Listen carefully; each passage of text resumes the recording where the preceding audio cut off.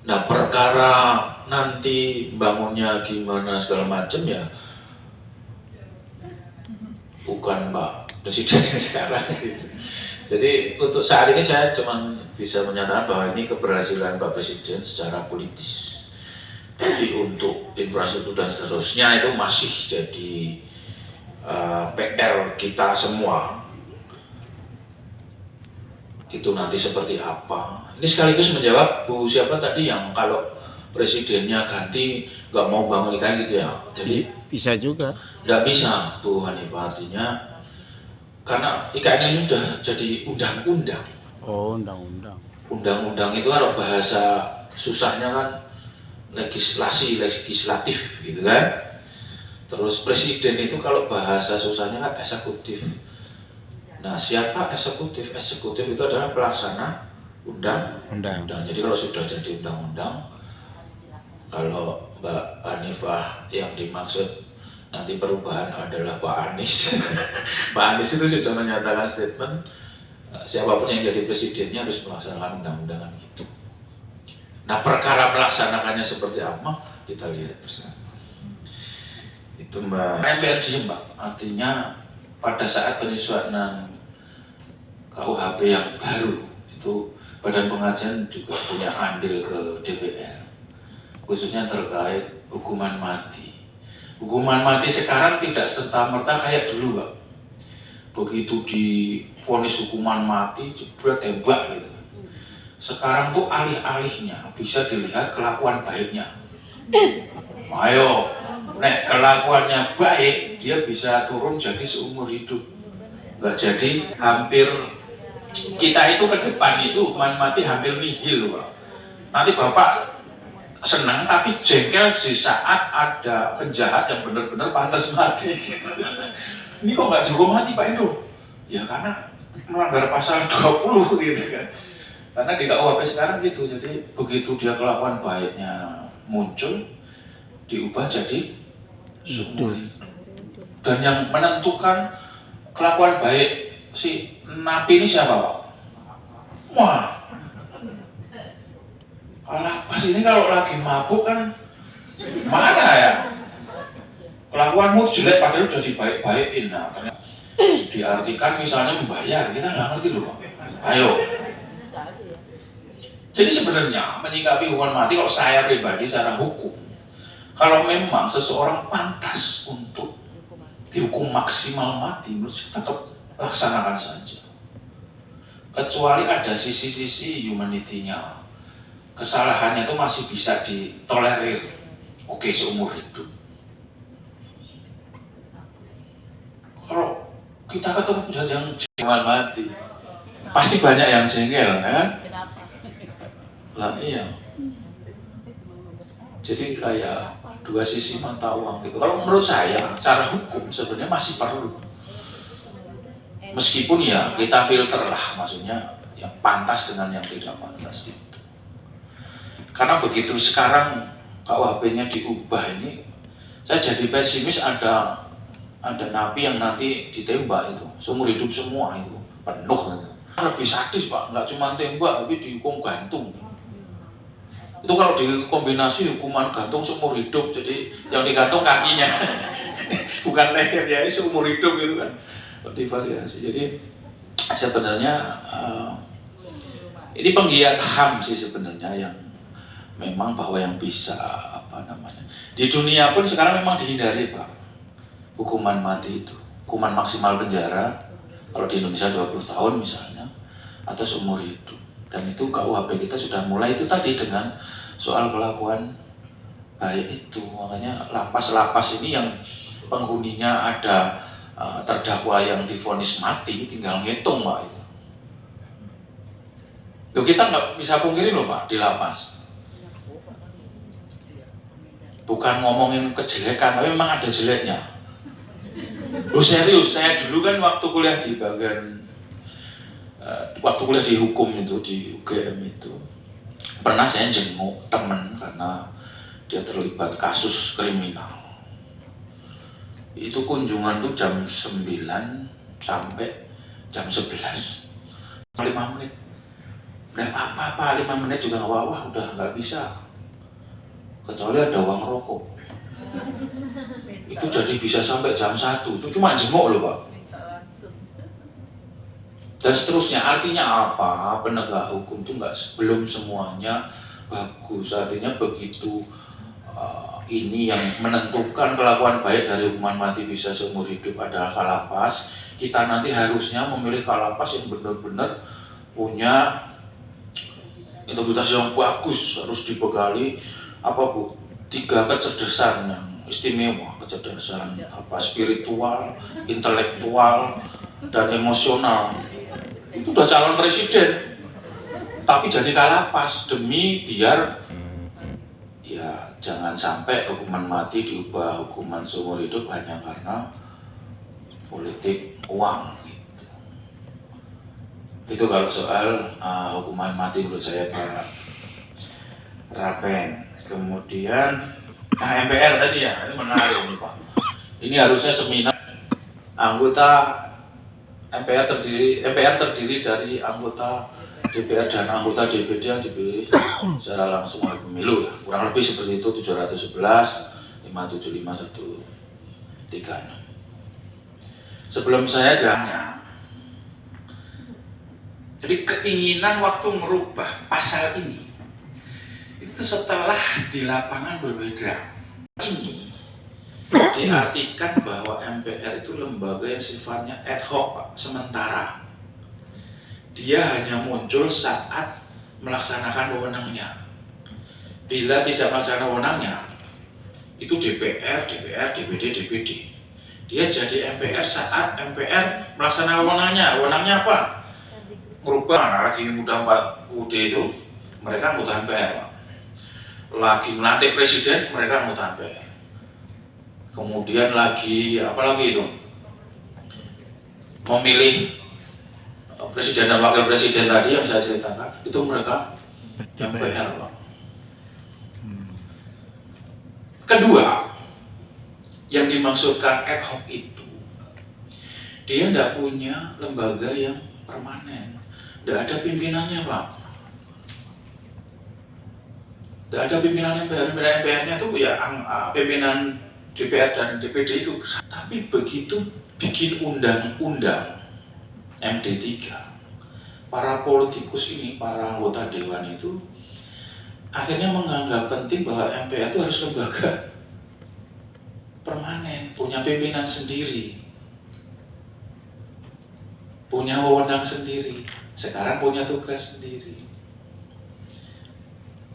Jadi pada saat pembuatan undang-undang akhirnya MPR yang dimaksud di pasal ini nggak terlaksana. MPR itu permanen. Padahal yang dimaksud undang-undang dasar ini sebenarnya nggak permanen. MPR terdiri dari anggota DPR, anggota DPD. Dia hanya muncul saat melaksanakan wewenangnya.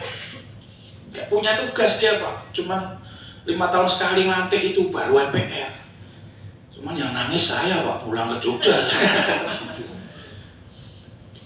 Jadi begitu, ini kalau dibikin permanen menyalahin nggak? Enggak. Meskipun maksud semula adalah ad hoc. MPR itu hanya ada saat melaksanakan wewenangnya. Nah sekarang masing-masing Pak. Kapan disebut MPR? Ya saat dia melaksanakan wewenang maupun tugas. Jadi lagi sosialisasi itu Pak, anggota DPR atau anggota DPD sosialisasi 14, dia anggota MPR. Lagi mengkaji, lagi ngaji sistem ketatanegaraan, MPR dia. Meskipun ngajinya di DPD. Padahal dulu maksudnya tidak seperti itu, hanya pada saat melaksanakan. Ngerti ya Pak ininya? Bah, betul. Jadi sekarang karena permanen ya saat melaksanakan tugas. Kalau dia melaksanakan tugas MPR ya dia anggota MPR. Tapi kalau lagi reses ya anggota DPR misalnya. Atau soal kedaerahan itu DPD. Sekarang masing-masing menang banyak Pak. Double Pak. Sana dapat sini dapat. Bojo loro. Itu selamat datang di dunia politik yang awalnya seperti itu jadi berubah. Jadi awalnya dulu ad hoc ya Pak, semangatnya itu ad hoc. Bahkan dulu perdebatan. Jadi satu-satunya Jadi perubahan UUD 45 itu semua aklamasi Pak, aklamasi itu sepakat, ini dirubah ini ya.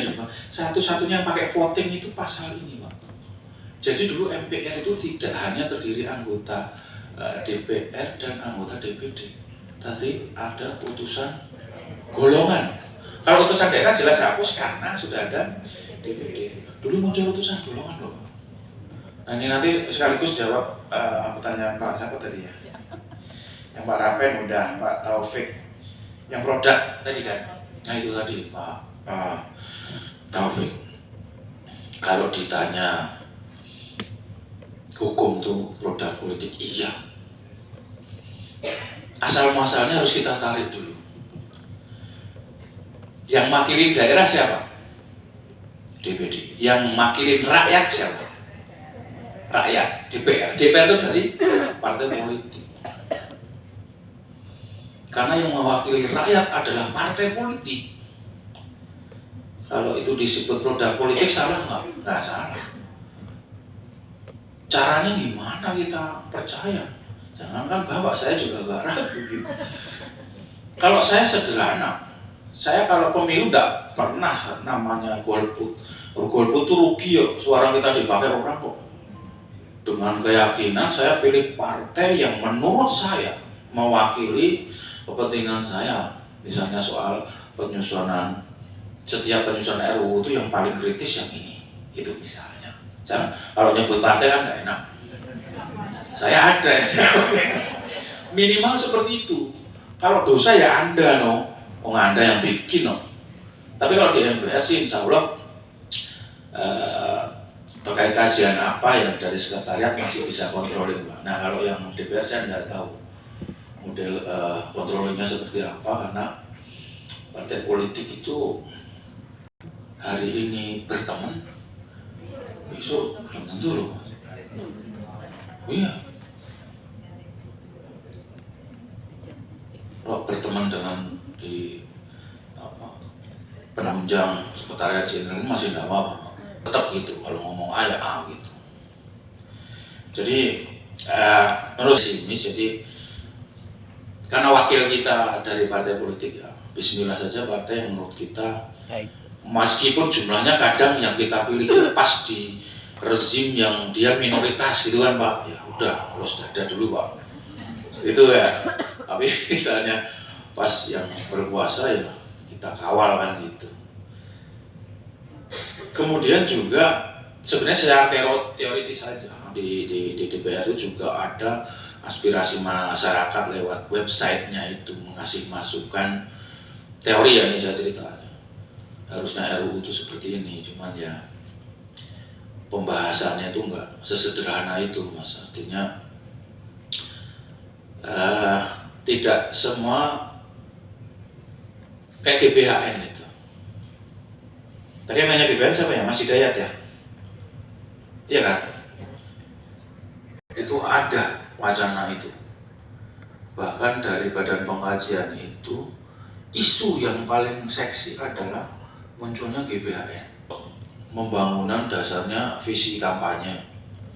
Begitu presidennya ganti nggak dilanjutin, mangkrak dan seterusnya, nggak berlanjut. Tapi yang perlu kita sampaikan bahwa GBHN ini kalaupun muncul itu kan berarti yang membuat MPR, artinya harus ada amandemen, ada perubahan UUD 45. Nah rumusnya amandemen itu dua. Dia muncul karena kehendak politik dan kehendak masyarakat. Kalau itu kawin, udah pasti berubah UUD 45. Yang terjadi kemarin, secara politik muncul wacana amandemen terkait GBHN, tapi kehendak masyarakat sama sekali tidak ada. Saya berkunjung ke 20 universitas misalnya, itu yang mendukung biar GBHN muncul paling cuma 5. Di masyarakat itu belum menganggap GBHN itu penting. Karena apa? Bukan soal pembangunannya bisa kontinu, bukan. Tapi MPR balik lagi jadi lembaga tertinggi itu, masyarakat tidak mau benar. Padahal aspirasi politik menjanjikan hanya perubahan parsial, terbatas, khusus GBHN doang. Pertanyaan berikutnya, kalau presiden melanggar GBHN, bisa diberhentiin enggak? Karena melanggar GBHN itu mudah. MPR nganggap presiden melanggar GBHN itu mudah. Nah, itu pertanyaan yang pada akhirnya ditakuti oleh partai politik itu sendiri. Nanti kayak zaman dulu, Brunei Gate, Bulog Gate turun tahta, Timur lepas turun tahta. Emang yang nurunin Habibie, yang bikin hilang Timur kan enggak. Masa langsung dianggap salah seorang presiden terus bisa diberhentikan misalnya. Itu jadi ketakutan juga. Pada akhirnya wacana amandemen tentang GBHN ini agak berhenti karena tahun politik. Ya siapa yang menyuarakan amandemen nanti perolehan suaranya jelek. Makanya itu adem dulu, Mas. Mungkin setelah pemilu baru muncul lagi wacana GBHN itu. Yang positif sudah saya jawab, positif ya, yang Pilpres 2024 tadi. Artinya siapapun presidennya harus menjalankan undang-undang, karena eksekutif itu adalah tugasnya menjalankan legislasi gitu. Artinya siapapun presidennya harus menjalankan. Nah, gimana menjalankannya ya kita nggak ngerti. Kalau menjalankannya setengah-setengah kan juga bisa lama kan, itu 100 tahun baru jadi. Terus bisa keluar undang-undang baru kan, undang-undang baru selama IKN belum jadi ya masih di Jakarta misalnya. Itu gambaran-gambaran yang masih lama sih Bu, IKN itu masih puluhan tahun. Saya kira Bapak Ibu masih di Depok juga itu maksudnya. Saya itu pernah nanya ke Bappenas juga itu, kalau MPR jadi pindah itu gedung hijau, itu gedung pura-pura ninja itu mau jadi apa jadi museum apa gitu kan juga nggak bisa jawab juga. Artinya banyak sekali. Iya. Jadi kalau gambaran saya, kalaupun sana sudah jadi, yang di sini tetap dipakai, jadi kayak masih ada kantor lah gitu. Betul, mungkin yang muda-muda di KN sana karena masih hutan kan itu. Ya, senang sekali bisa diskusi dengan Bapak Ibu guru yang saya hormati. Namun sayang karena keterbatasan waktu, dan ini forumnya Dilala kan forum kunjungan saja, bukan seminar yang kita bisa berlama-lama gitu. Asik itu Bu. Nanti coba Mbak Revi kita bikin program yang menyentuh Bapak Ibu guru gitu ya, melalui gitu. Wah, ini kebetulan dari Depok ya.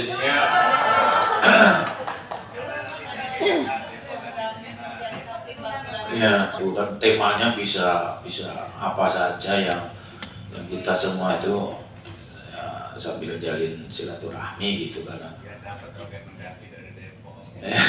Saya kira itu habis ini kuis dari teman-teman.